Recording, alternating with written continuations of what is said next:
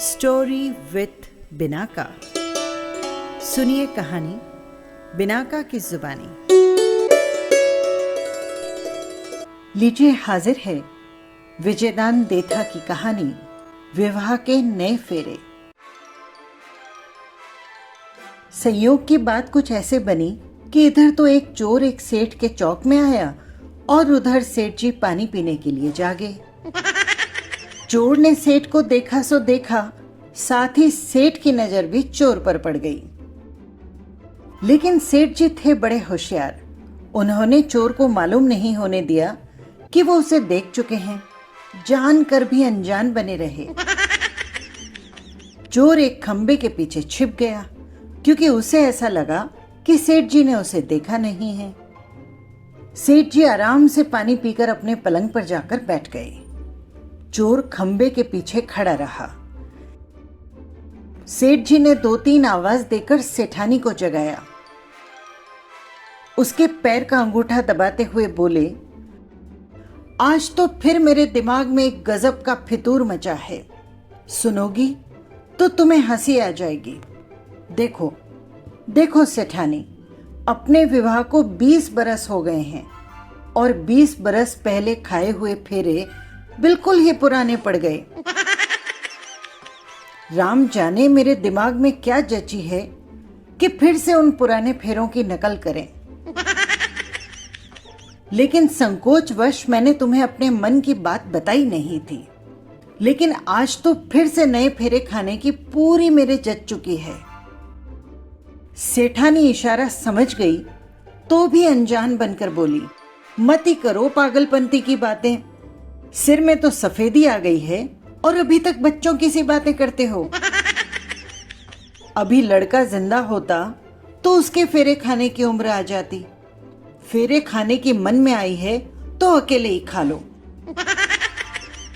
मेरे सामने ऐसी बेवकूफी की बातें मत करो। सेठ जी फिर से हट करते हुए बोले, देखो भाई, तुम राजी हो या बेराजी, मैं तो बिल्कुल भूल गया कि फेरे कैसे खाए थे। तुम्हें याद हो तो हो, बीच बीच में नए फेरे लेते रहने चाहिए क्योंकि नहीं तो चूक पड़ जाती है। सेठानी ने कहा, तुम्हारी जिद के आगे तो मेरा कोई जोर नहीं चलता, पर पड़ोसियों के सामने ऐसी पागलपन की बातें मत करना। लो, नए फेरे खाने हैं तो आओ और झट से खा लो। चोर उसी खंबे के पीछे चुपचाप छिपा हुआ सब कुछ सुन रहा था।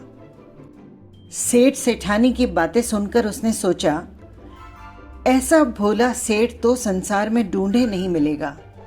नादान जैसी कैसी भोली बातें करता है। वहीं पर मटकी के पास पानी खींचने की डोल और रस्सी पड़ी थी। सेठ जी डोल खोलकर रस्सी ले आए, एक सिरा सेठानी को पकड़ा दिया और बोले, मुझे सचमुच के फेरे तो नहीं खाने हैं, बस वापस याद करने हैं, सो इस रस्सी से याद हो जाएंगे। लो, तुम इसका सिरा पकड़ लो। ये कहकर सेठ जी उसी खंबे के पास आ गए।